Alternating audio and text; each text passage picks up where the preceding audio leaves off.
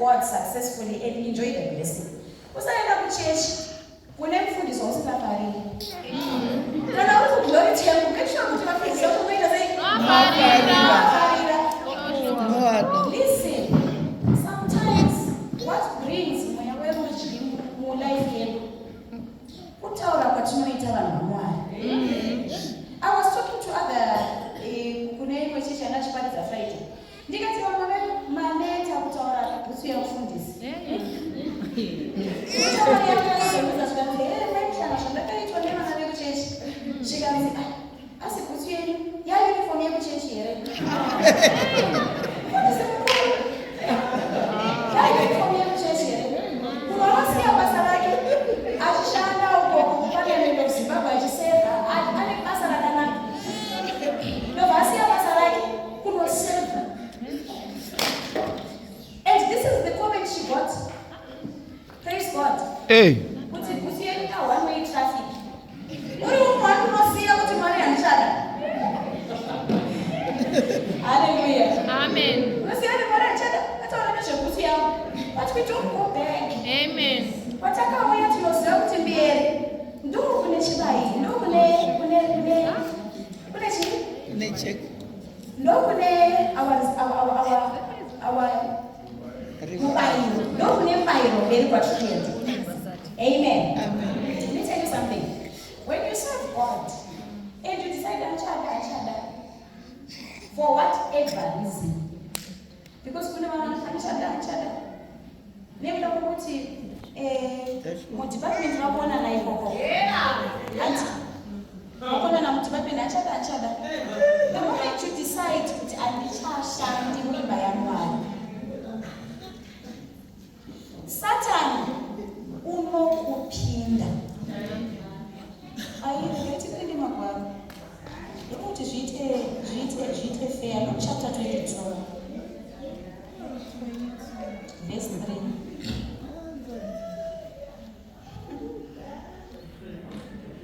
Tiverenge magwaro. Ndongoti ungozvibetsera uone kuti uri papi ati. Maybe uri pane fire, that's good. Maybe uri pakusilekera. Uzoona kuti homwe yako inodavira futi pakusilekera pabasa raMwari. Then pamwe uri pana. Anzi, Luke chapter 22. Now the feast of unleavened bread, called the Passover, was approaching. And the chief priests and the teachers of the law were looking for some way to get rid of Jesus. Ukudza kuti vanga vane agenda yavo. Vaida kuuraya Jesu. Vaida kupedzerana naJesu. Anti, are we together? Yes. Amen. So it says, they were looking for some way to get rid of Jesus, for they were afraid of the people. In why? Verse 3. Then Satan entered Judas, called Iscariot. Judas anamutanga akashata. Sezvo munofungizira kuti Judas aive munhu akaipa. Judas anamutanga akashata. Anamutanga akaipa Judas. Judas aive kudzidzi yakakwana. Because Jesu aingoshari munhu akaipa. Nditererei kuno. Jesu aingoshari munhu akaipa. Are we together? Yes. Are we together? Yes. But nekuda kwekuti Judas wakabva panzvimbo yekuseva. Then the Bible says that, and then Satan entered Judas. Kana ukabva panzvimbo yekuseva, Satan will enter you. Are we together? Yes. When Satan enters you, Judas akapindwa na Satan. Chekutanga vanhu vaiva neagenda yavo yekuda kuuraya Jesu. Atokaruka atokwana muagenda yevanhu asikazivi. Mati kudi unoda kumuuraya Jesu. Don't worry, ndokubetserai. Muda kuite sei? Mune chii? Munondipa chii? Benefit yenyama against the blessing of the Lord. That makes rich and adds no sorrow. Benefit yenyama. No, if you are serving the Lord, slackening, a curse is coming. Deteriorate. kundibetsera nditerere. Judas apindwa naSatani. Wapindwa muagenda yanga agara asipo. Wava iye wakunokisa Jesu achiudza achiratidza vanhu kuti ndiye Jesu wacho.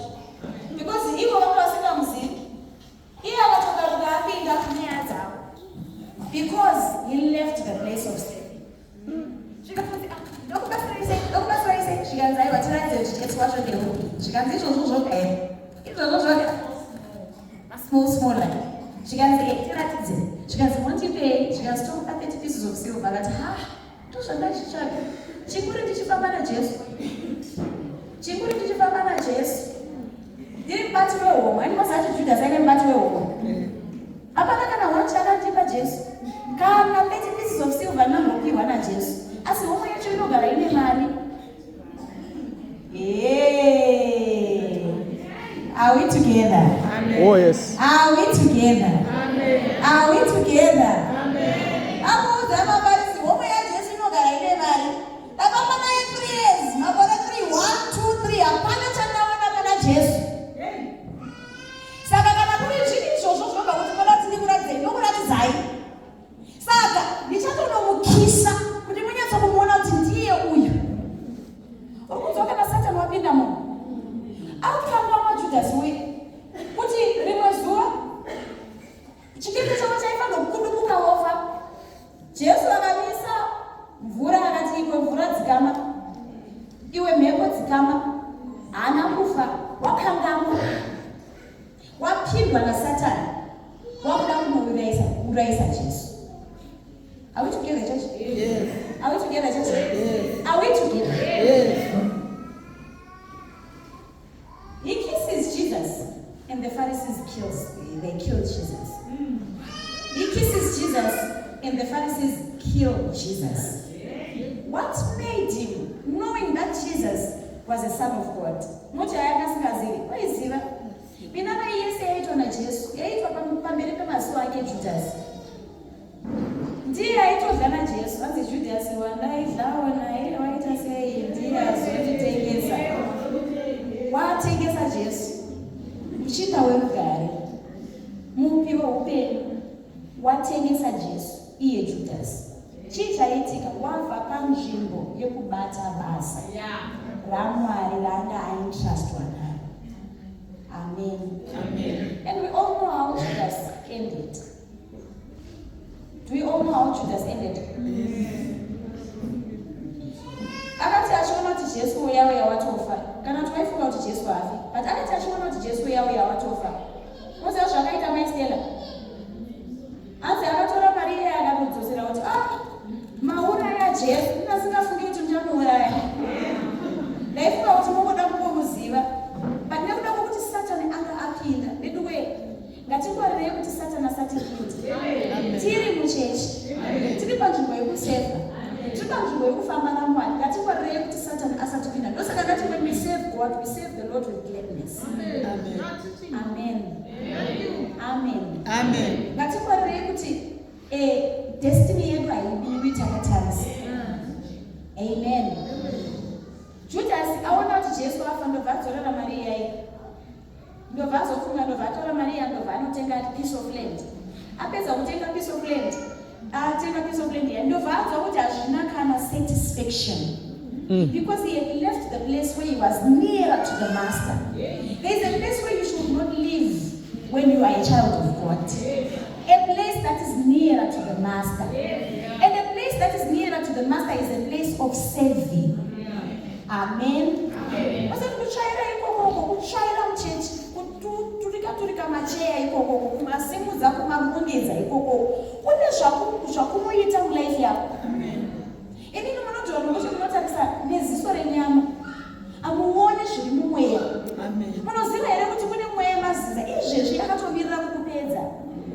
Yakatomirira kukubvisa mumereji. Yakatomirira kukuurayira mwana. Yakatomirira kukutorera murume. Yakatomirira kutopedza newe mweya yemaziza. But nekuda kwekuti you are in a place of serving. You are in a covering. Under this house as you are serving. Because you are covered as you serve. You are covered by the word of God.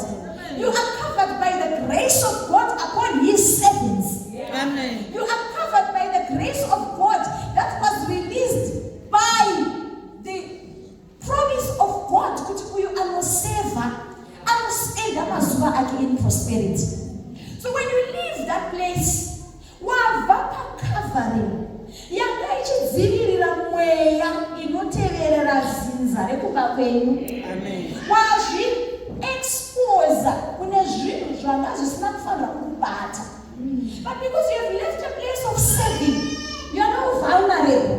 Chero chinhu chakasingafanira kukubata chakutokubata. Are we together? Yes. Are we together? Yes. Oh yes. Chinhu chakasingafanira kuuya kuvana vako chakutouya. Nay, you have left the place of serving. Judas took a rope and he hung himself on a tree. The Bible says, cursed is a man who hangs himself on a tree. Judas akafa ali chituko, but he had an opportunity to be close to Jesus. He had an opportunity to experience the glory of God. He had an opportunity to experience miracles. He had an opportunity to walk under the grace of God. Mana Judas no vaifana kunyora mabhuku atinoverenga apa. Takazoverenga Peter naPaul. Paul akasingafanira kunge anyora chinhu dei Judas ave mupenyu. But Judas nekuda kwekuti chituko chakamusvikira abva panzvimbo yekuseva hivi, ndobva anofa asina chaasiya. The only trace we know about Judas is that he died. He committed suicide. When you leave a place of serving, you are committing suicide. You may not die now, but you are committing suicide. When you stay in a place of serving, you are attracting life.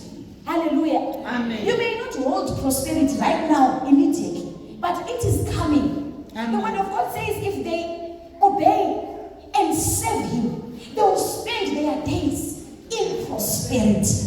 Amen. And the rest of their years in contentment.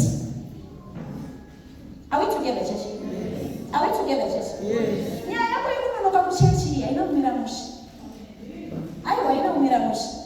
Nyaya yako yekusava nedepartment raunobata haina kumira mushi. Haina kumira mushi. Haina kumira mushi. Izi nyaya dzeupenyu idzi. Life and death. Hallelujah. Amen. Hallelujah. Amen. Hallelujah. Amen. Hallelujah. Amen. Nyaya dzekusafarira vatungamiriri vako haina kumira mushi. Nyaya dzekusada kutungamirirwa uri mudepartment leader wedepartment nokuudza kuti uniform ndo iyi iwe unokava-kava haina kumira mushi. Amen. Are we together? Yes. Are we together? Yes. Kumisidzana namufundisi vako, kumisidzana kudai. You are attracting a curse that befell upon Judas.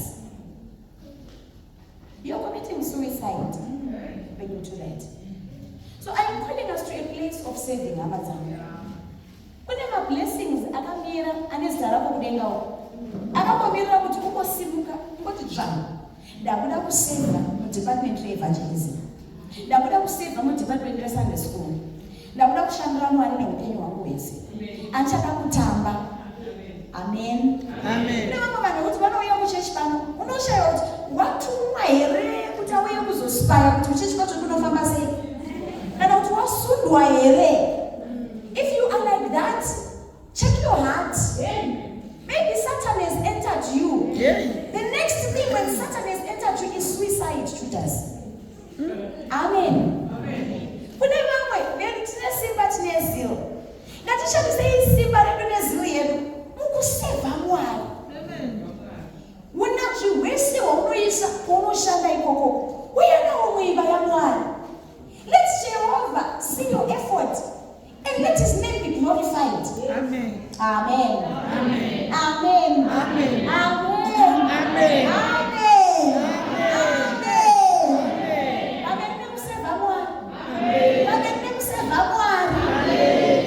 Praise the Lord.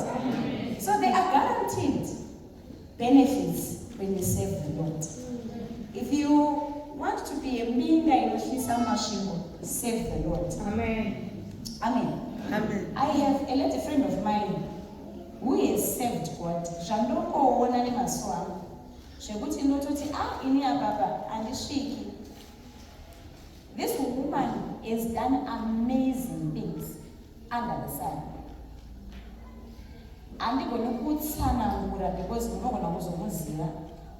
But she has done amazing things under the sun just by serving God. Amen. Amen. Amen. Ndachida kukuudza ine zvangu, but achakuudzei nongokuudza izvishoma. Because of serving God, I don't pay school fees for my children. Someone pays school fees for my children. So I serve the Lord. Because I serve the Lord, I don't go hungry. Because I serve the Lord.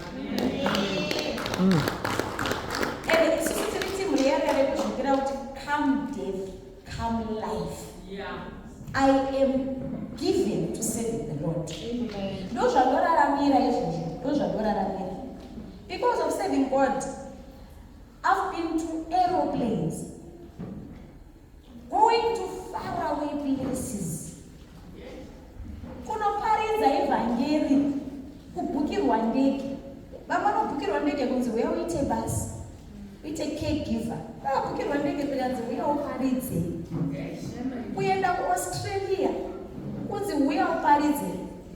Ungodzoka hedu, but ungoenda kunzi uya